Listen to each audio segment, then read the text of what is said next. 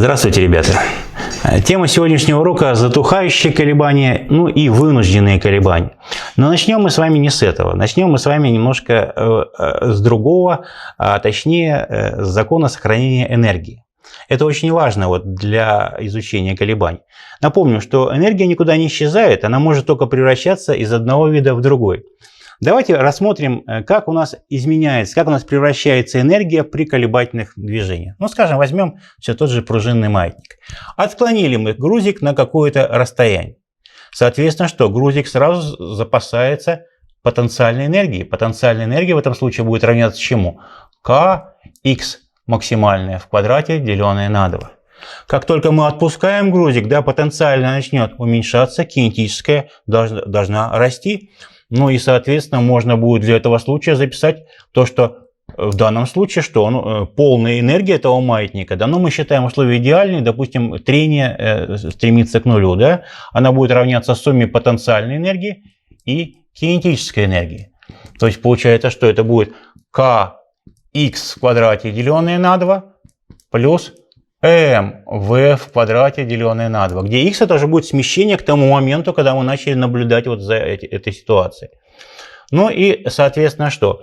Проходя через положение равновесия, значит, да, потенциальная энергия обращается в ноль, потому что смещение уже будет равняться нулю. Зато кинетическая энергия будет что? Максимальная, потому что в этот момент как раз скорость будет максимальна. Поэтому я могу написать, что максимальное значение кинетической энергии это будет уже mv максимальное в квадрате, деленное на 2. Ну и, соответственно, что? Это более общий вариант, значит, да, для какого-то промежуточного положения. Ну, в дальнейшем при решении задач, значит, вы увидите, что гораздо удобнее, значит, да, пользоваться вот именно значениями кинетической потенциальной энергии через максимальные значения. Вот, скажем, я просчитал, что максимальное значение энергии у нас что? Ну, допустим, 10 джоулей. Понятное дело, что полная она уже не может быть больше 10, она все время будет равняться 10. В тот момент, когда, скажем, кинетическая будет равняться 3 джоуля, значит, потенциально будет 7 джоулей. Когда кинетическая, скажем, 1 джоуль, то будет 9 джоуль. То есть в сумме должна быть все время равняться полной механической. То есть постоянно у нас будет превращение, что из потенциальной в кинетическую, потом снова в потенциальную, ну и так далее. То есть получается постоянно превращается. Так, поехали дальше. Поехали дальше.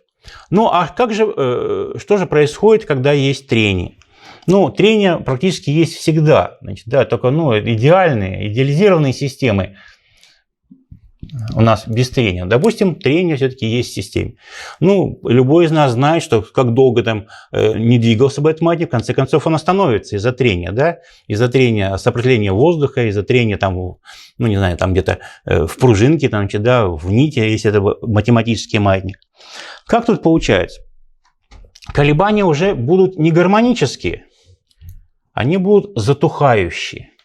То есть получается, затухающие колебания – это колебания с уменьшающейся амплитудой. Ну вот точно так же, как мы это делали, покажем вот значение амплитуды сверху и снизу, значит, да, потому что и в одну, и в другую сторону отклоняется на то же самое значение. Ну, можно будет вот эти вот линии провести. Значит, если бы не было трения, значит, да, то колебания у нас были гармонические по закону синуса или косинуса. А так происходит следующее. То есть получается, вот я проведу такие линии. Они асимптотически будут приближаться к оси x. И, соответственно, колебания уже будут вот такие. Естественно, частота никак не меняется. То есть та же самая частота постепенно будет приближаться. Так. Ну и, соответственно, ну, в принципе, у нас в курсе этого нету. Значит, да, ну так, для общего развития можете для себя записать, что уравнение в этом случае в зависимости x от t, она будет равняться x максимальное. Ну и появляется некий вот такой коэффициент. Это e, это на основании натурального логарифма, минус альфа t. Ну и дальше точно так же, значит, да, это на косинус омега t. И вот эти вот линии, это показательная такая функция, это как раз и есть, значит, да, x максимальное, e в степени, значит, минус альфа t. где альфа – это некий такой коэффициент затухания. Ну, пока, в принципе, я думаю, что это пока нам не нужно, просто чтобы имели в виду. Значит, в принципе, можно в общем-то, и такие уравнения решать. Ну, а число e просто, если вы не проходили, это где-то 2,7, там 18, 28 и так далее. Это основание натурального логарифма, логарифмическая функция. Есть там такой логарифмический декремент затухания.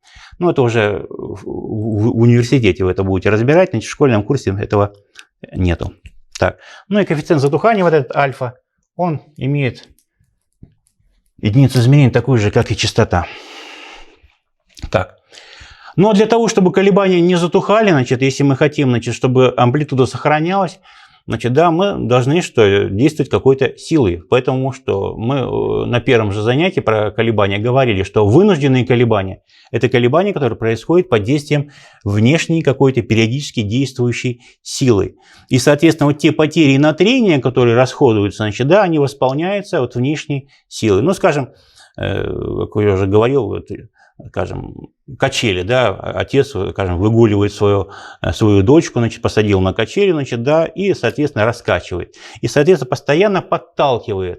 И если бы он не подталкивал, значит, да, конечно, она сразу бы не остановилась, но она постепенно, вот колебания были бы такие, и постепенно бы качели бы остановилась. А так вот эти потери на трение восполняются толчком в нужное время и, соответственно, действием какой-то силы в необходимые промежутки времени. Следующий момент. Еще в 9 классе, когда мы уже говорили с вами о механических колебаниях, мы разбирали вот такое интересное явление, как резонанс.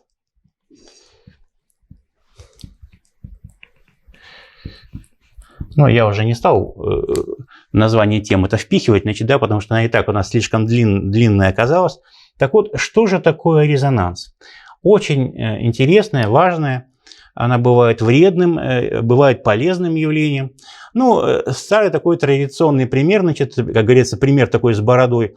Говорят, что случаи такие на самом деле были. Скажем, когда подразделение солдат проходит через мост, значит, да, идут строем, с песней, значит, да, и одновременно ударяют ногами по мосту в такт, значит, да, то есть, соответственно, что раскачивая мост. И были такие ситуации, что если мост был там какой-нибудь хлипкий, деревянный, мост мог развалиться. Что же произошло? Дело в том, что мост – это какая-то колебательная система, у которой есть своя какая-то собственная частота колебаний. Так вот, значит, если бы, когда эти солдаты идут, значит, и ударяют периодически через каждые там полсекунды, значит, по мосту ногами, значит, да, они, соответственно, тоже задают какую-то частоту воздействия своей внешней силы. Так вот, в ситуации, когда частота внешней силы вдруг, бывают такие ситуации, вдруг совпадет с собственной частотой, амплитуда колебаний резко вырастает. И, соответственно, что мост начинает так сильно раскачиваться, что может, в принципе, и развалиться. Поэтому резонансом называют это резкое возрастание амплитуды вынужденных колебаний в случае, когда частота внешней силы вдруг совпадает с собственной частотой колебательной системы. Ну, наверное, когда приходилось ехать на поезде, значит, да, бывает так, что когда поезд сильно разгонится, значит, ну, это постукивание, мерное постукивание, значит, колес, значит, да, и вдруг начинает купе сильно раскачиваться, значит, да. Почему это происходит? Ну, потому что вагон на пружинах – это колебательная система, есть там своя собственная частота, которую можно будет рассчитать, значит, по формуле, там, мы говорили с вами, что частота – это единица, там, значит, на 2π, там, корень из m на k, да. Ну и, соответственно, что? На стыках рельсов, да, он постоянно немножко подпрыгивает. Это, получается, какая-то внешняя сила будет действовать. И когда эта вот частота ударов, значит, а эти стыки совпадет с частотой, вагон начинает очень сильно раскачиваться. И, соответственно, наблюдается резонанс. Да, действительно, резонанс – это явление такое достаточно вредное. И поэтому, если есть какие-то системы, значит, ну, может, станки какие-то, которые раскачиваются, значит, да, значит, ну, инженеры должны всегда предугадывать, значит, и делать так, чтобы частота не совпала. Ну, или, соответственно, делать, чтобы сила трения была достаточно большой, чтобы сразу вот эти вот резкие возрастания не сразу угасали. То есть, получается, с этим, значит, нужно будет бороться. Бывает даже, что стиральная машинка, значит, да, если она будет плохо установлена, во время выжимки начинает двигаться у вас, значит, по ванной, значит, да, и, соответственно, начинает смещаться. Так.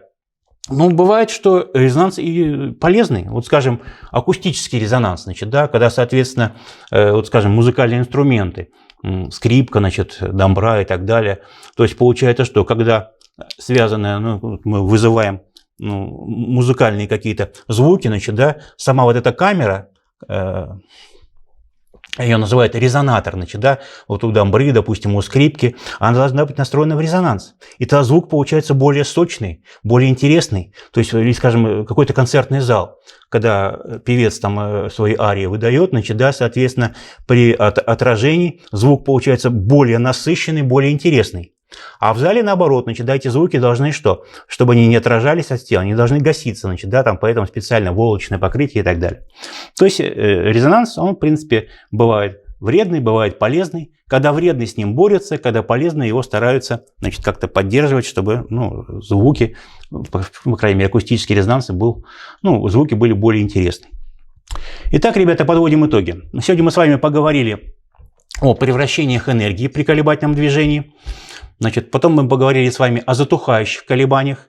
То есть, значит, если мы не используем какие-то внешние силы, то колебания у вас обязательно затухнут. Ну, поговорили о вынужденных колебаниях, то есть колебания, когда происходит какая-то периодически действующая внешняя сила. Ну и поговорили о таком явлении, как резонанс. Да, вот начали обобщать, и я вспомнил еще один момент, о котором мы не сказали. Есть так называемые автоколебательные системы. Да, там, ну, скажем, часы, сейчас уже редко встретишь у кого часы, маятниковые часы, значит, с гирьками, значит, да. То есть получается что? Значит, если мы маятник отклоним, значит, да, то постепенно маятник должен что? Колебания должны затухать. Но бывает, что предусмотрена какая-то внутренний запас энергии, значит, да, и который позволяет постоянно восполнять вот эти вот потери на трение. Вот за счет этих движений гирек, значит, да, и, соответственно, там потенциальная энергия гирек, она как бы передает в нужные моменты маятнику, значит, какую-то энергию. И, соответственно, колебания получаются незатухающие. Эта система называется автоколебательная система. Ну, скажем, наше сердце где-то тоже некая автоколебательная система. Все, ребята, на сегодня, я думаю, что будет достаточно. До свидания. До следующей встречи. Будьте здоровы.